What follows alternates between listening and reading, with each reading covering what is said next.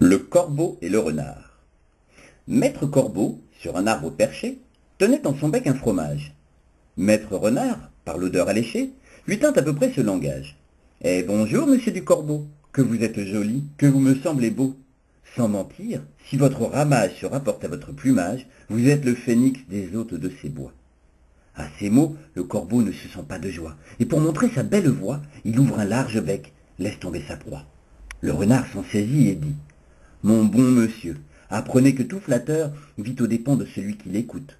Cette leçon vaut bien un fromage, sans doute. Le corbeau, honteux et confus, jura, mais un peu tard, qu'on ne l'y prendrait plus. Maître Corbeau, sur un arbre perché, tenait en son bec un fromage. Maître Renard, par l'odeur alléchée, lui tint à peu près ce langage. Eh, bonjour, monsieur du Corbeau, que vous êtes joli, que vous me semblez beau. Sans mentir, si votre ramage se rapporte à votre plumage, vous êtes le phénix des hôtes de ces bois. À ces mots, le corbeau ne se sent pas de joie, et pour montrer sa belle voix, il ouvre un large bec, laisse tomber sa proie. Le renard s'en saisit et dit: Mon bon monsieur, apprenez que tout flatteur vit aux dépens de celui qui l'écoute. Cette leçon vaut bien un fromage, sans doute.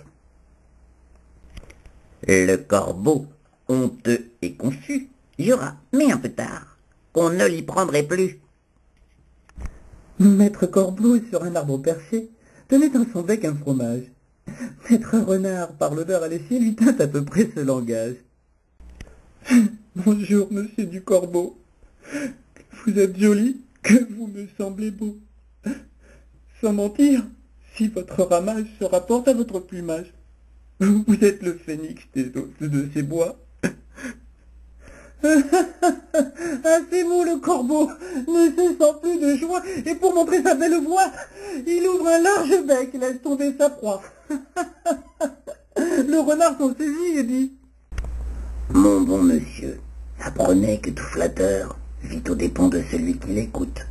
Cette leçon vaut bien un fromage, sans doute. Le corbeau, honteux et confus, jura, mais un peu tard, qu'on ne l'y prendrait plus. Bon, alors c'est l'histoire une fois de Maître Corbeau sur un arbre perché qui tenait dans son bec un fromage. Maître Renard, par l'odeur alléchée, lui tint à peu près ce langage une fois. Eh bonjour, Kong, monsieur du Corbeau, que vous êtes joli, que vous me semblez beau. Sans mentir, si votre ramage se rapporte à votre plumage, vous êtes le phénix des hôtes de ces bois. À ces mots, le corbeau ne se sent pas de joie. Et pour montrer sa belle voix, il ouvre un large bec, laisse tomber sa proie. Le renard s'en saisit et dit: Mon bon monsieur, apprenez que tout flatteur vit aux dépens de celui qui l'écoute. Cette leçon vaut bien un fromage, sans doute.